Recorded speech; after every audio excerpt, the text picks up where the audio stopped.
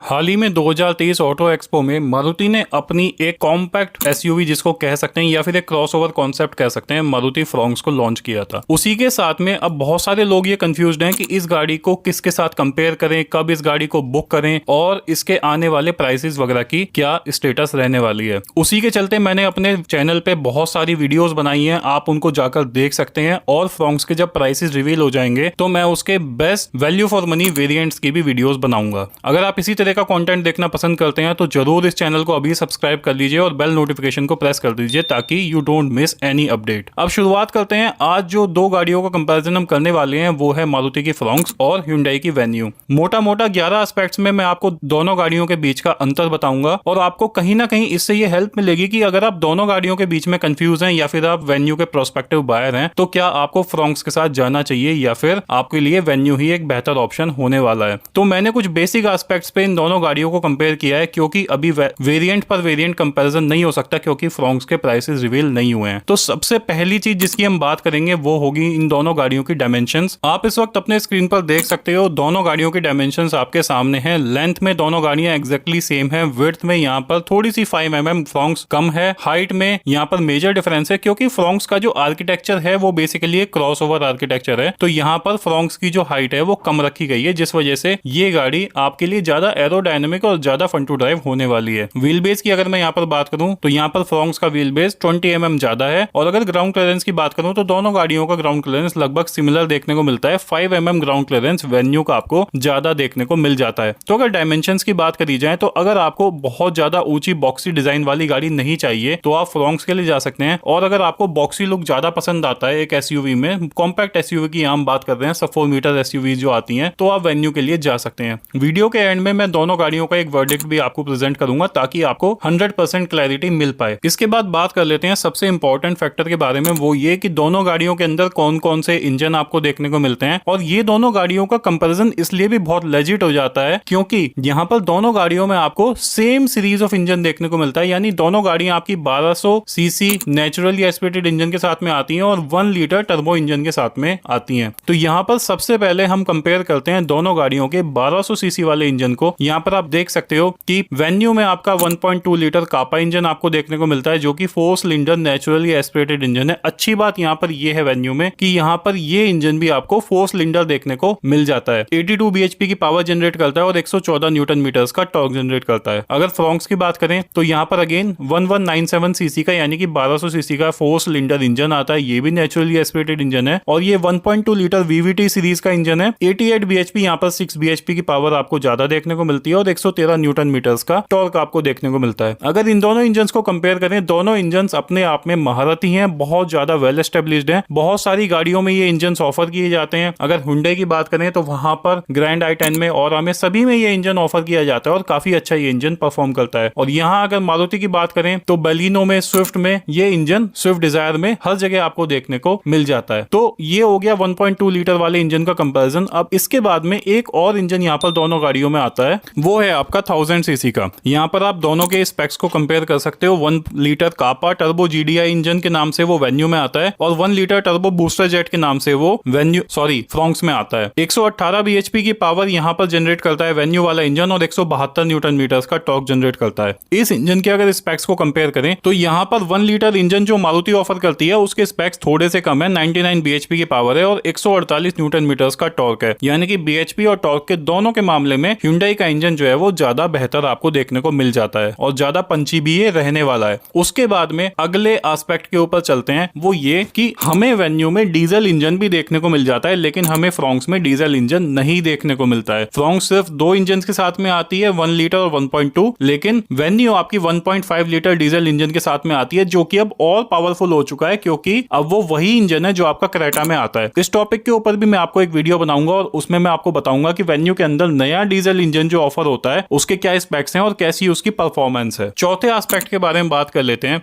चौथा जो डिफरेंस है दोनों गाड़ियों के बीच में वो ये कि जो 1 लीटर टर्बो वाला इंजन है वेन्यू में, वहां पर कोई भी माइल्ड हाइब्रिड सिस्टम आपको नहीं देखने को मिलता है। तो फ्यूल एफिशिएंसी के मामले में अगर आप 1 लीटर टर्बो वाला इंजन फ्रॉन्क्स में लेते हो तो वहां पर आपको स्मार्ट हाइब्रिड टेक्नोलॉजी देखने को मिल जाती है जिसमें कि आइडियल स्टार्ट स्टॉप और बैटरी पे गाड़ी आपकी चलती है जब आपकी गाड़ी की रनिंग बहुत कम होती है या फिर एक माइल्ड स्पीड पर गाड़ी चल रही होती है। तो अगर फ्यूल एफिशिएंसी एफिशिएंसी की बात करी जाए तो यहाँ पर कहीं ना कहीं 1 लीटर टर्बो इंजन मारुति वाला ज्यादा आपके लिए फायदेमंद होने वाला है। उसके बाद में बात कर लेते हैं माइलेज दोनों गाड़ियों के। तो यहाँ पर जो मैंने माइलेज लिया है वो मैंने बेलिनो का लिया है, क्योंकि अभी हमारे पास में फ्रोंक्स के फिगर्स नहीं है, तो थोड़ा सा 19-20 का यहाँ पर डिफरेंस हो सकता है। लेकिन अगर आप दोनों के माइलेज को कंपेयर करो तो यहाँ पर एक मेजर डिफरेंस आपको देखने को मिलता है। वेन्यू में 1.2 लीटर वाला इंजन 17.5 यानी कि 17.5 kmpl की फ्यूल एफिशिएंसी क्लेम करता है, जबकि बेलिनो में ये इंजन जो है 22.3 kmpl की एफिशिएंसी क्लेम करता है। अगर मैं थोड़े से एडेड वेट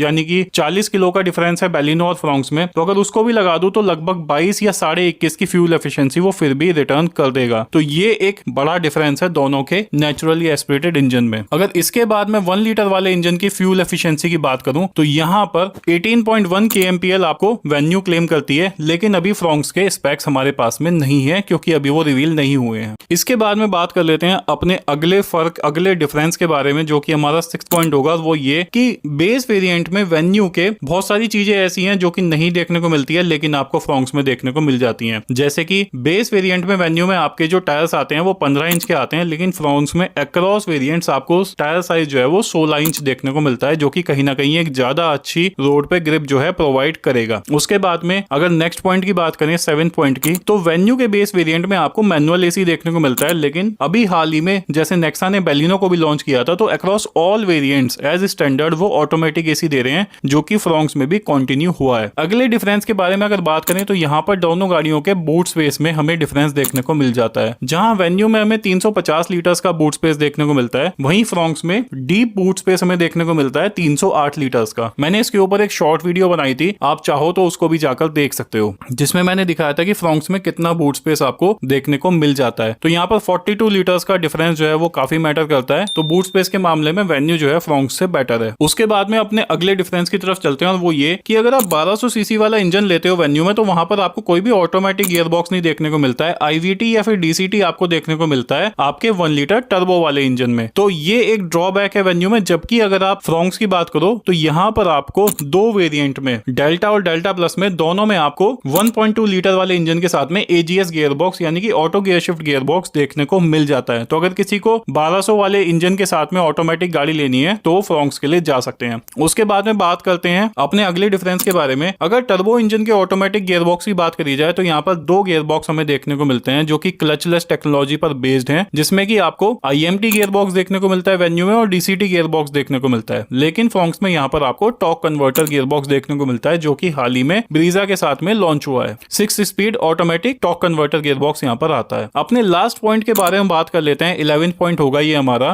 कि अगर आप बेस वेरिएंट में देखो तो यहाँ पर फ्रोंक्स के अंदर बहुत सारे फीचर्स जो हैं वो अच्छे हैं, तो फीचर पैक्ड ये बेस वेरिएंट बन जाता है। चारों पावर विंडोज आपको देखने को मिलती हैं as standard over all variants, लेकिन वेन्यू में आपके 2 पावर विंडोज आपको फ्रंट में देखने को मिलती हैं ड्राइवर और को पैसेंजर के लिए। रियर में आपको उसको मैन्युअली ही एडजस्ट करना पड़ेगा। तो दोस्तों ये सारी बातें हो गई वेन्यू और फ्रोंक्स के बारे में। डेफिनेटली अगर हम बेस वेरिएंट्स की तरफ देखते हैं तो फ्रोंक्स जो है वो ज्यादा बेहतर value for money proposition offer करता है। Automatic AC, all 4 power Windows, 16 inch के टायर, तो यहाँ पर फ्रोंक्स के बेस वेरिएंट जो है वो ज्यादा वैल्यू फॉर मनी है। बाकी जब प्राइसेस रिवील हो जाएंगे उसके बाद में वेरिएंट पर वेरिएंट आपके लिए कंपैरिजन वीडियोस लेकर आऊंगा। आई होप आपको कहीं ना कहीं क्लैरिटी मिली होगी अगर आप दोनों गाड़ियों के बीच में कंफ्यूज्ड हैं, और अगर आपके मन में फिर भी कोई डाउट है you can mention the same in the comment section, I will respond. Thank you so much for watching the video. Bye bye, take care of yourself and remember always drive safe. Bye bye दोस्तों।